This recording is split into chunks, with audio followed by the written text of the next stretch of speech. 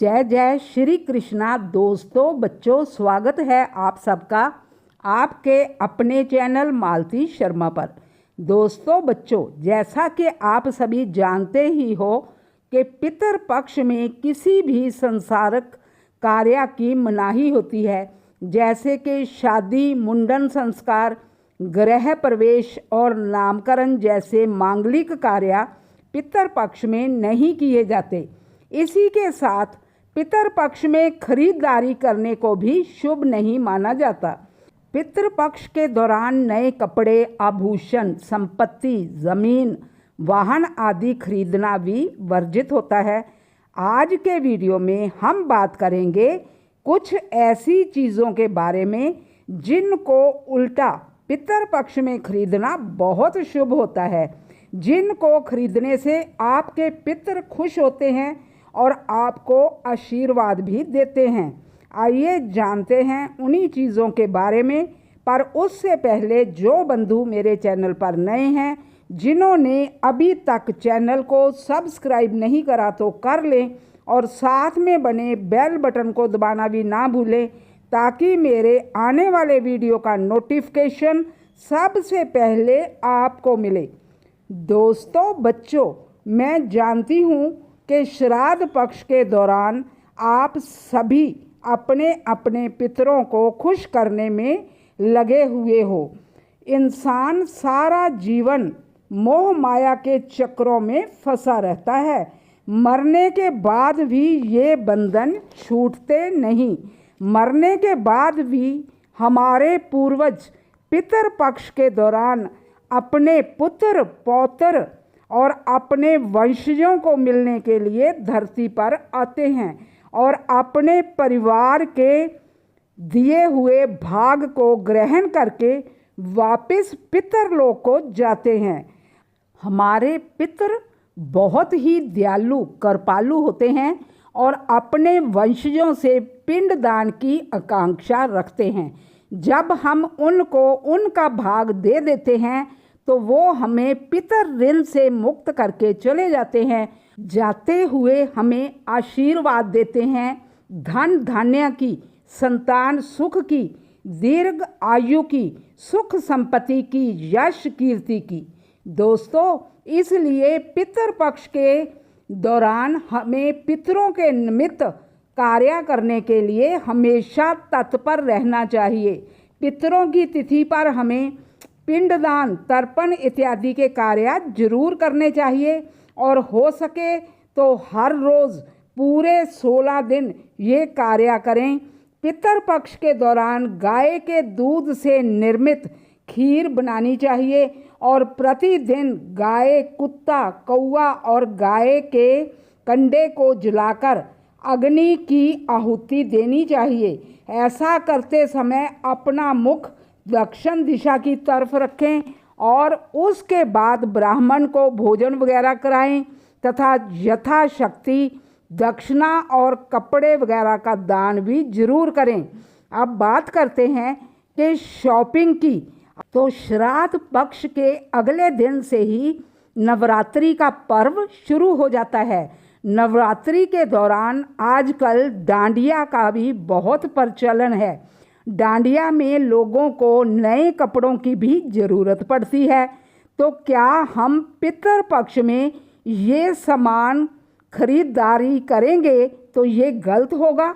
पद्म पुराण, विष्णु पुराण, शिव पुराण में ऐसा कहीं भी वर्णन नहीं मिलता कि पितर पक्ष के दौरान खरीदारी करना वर्जित है। खरीदारी करना इसलिए वर्जित होता है ताकि हम ज़्यादा से ज़्यादा समय अपने पितर कर्म में लगाएं। पितरों को प्रसन्न करने वाले पर परमात्मा की भी कृपा हमेशा बरसती है। अपना कर्म पूरा करने के बाद अगर हम खरीदारी करेंगे तो हमारे पितर खुश ही होंगे, नाराज़ नहीं। पितर नाराज़ तब होंगे अगर हम उनके लिए कुछ भी नहीं करेंगे, उनको भूल जाएंगे, तो वो अवश्य नाराज़ होंगे। सन 2024 में श्राद्ध पक्ष में अगर आप खरीदारी करना चाहते हो तो 23 सितंबर के दिन सर्वार्थ सिद्धि योग में आप खरीदारी कर सकते हो।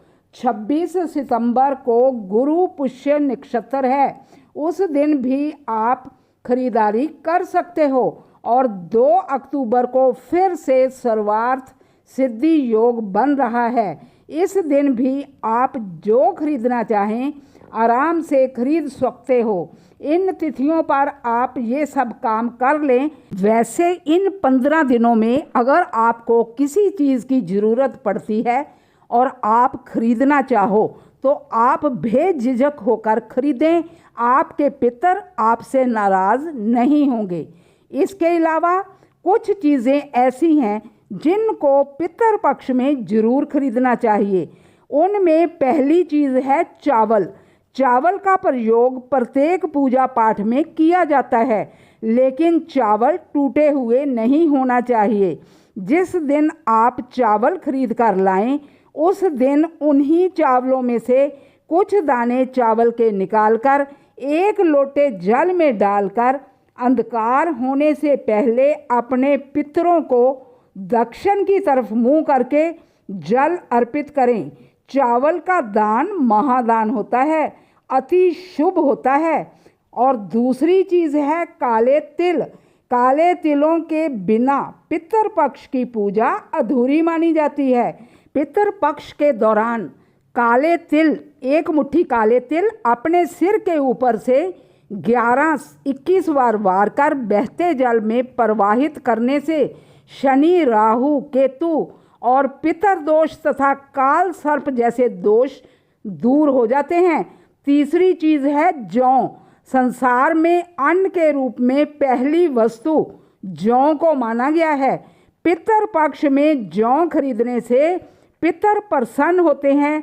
हमें हवन वगैरह में भी जौ का उपयोग करना चाहिए तथा हमें जौ का दान करना चाहिए। इससे आर्थिक संकट दूर होते हैं। अगर आप बहुत ज़्यादा परेशान रहते हो तो थोड़े से जौ लाल कपड़े में बांधकर रात को अपने सिरहाने रख लें और सुबह उनको गौ माता को या किसी भी पशु को खिला दें। चौथी चीज़ है उड़द की दाल। श्राद्ध पक्ष में उड़द की दाल के व्यंजन बनाकर पितरों को समर्पित करने से पितर तृप्त होते हैं तथा उनकी भूख शांत होती है, पितरों का आशीर्वाद मिलता है। इसलिए श्राद्ध पक्ष में उड़द दाल के बड़े पकौड़े आदि बनाकर जो भी आप व्यंजन बना सके बनाएं, पितरों को भोग लगाएं, खुद भी खाएं और दूसरों को भी खिलाएं। 5वीं चीज़ है चमेली का तेल या तिल का तेल। पितर पक्ष में हर रोज़ तिल के तेल का दीपक जलाना या चमेली के तेल का दीपक जलाना बहुत शुभ होता है। शाम के समय हर रोज़ अपने घर के दक्षिण दिशा में तिल या चमेली के तेल का दीपक जलाना चाहिए। बत्ती का मुंह दक्षिण दिशा की तरफ रखें। पितर पक्ष के दिन नए कपड़े खरीदकर दान करने चाहिए। इससे आपके पितर खुश होते हैं तथा आपको उनका आशीर्वाद मिलता है। दोस्तों बच्चों, ये भ्रांति फैलाई गई है कि पितर पक्ष में खरीदारी नहीं करनी चाहिए। बस ध्यान रखने की बात यह है कि श्राद्ध कर्म पहले करें। आप अपने पितरों के निमित्त कार्य करने की अवहेलना ना करते हुए कार्य करें। आपको पितरों का आशीर्वाद जरूर मिलेगा। फिर जो चाहें खरीदें। कोई भी माँ बाप अपने बच्चों के घर लाई गई किसी चीज़ से नाराज़ नहीं होते। आज के लिए बस इतना ही। फिर मिलती हूँ अगले वीडियो के साथ। हर हर महादेव।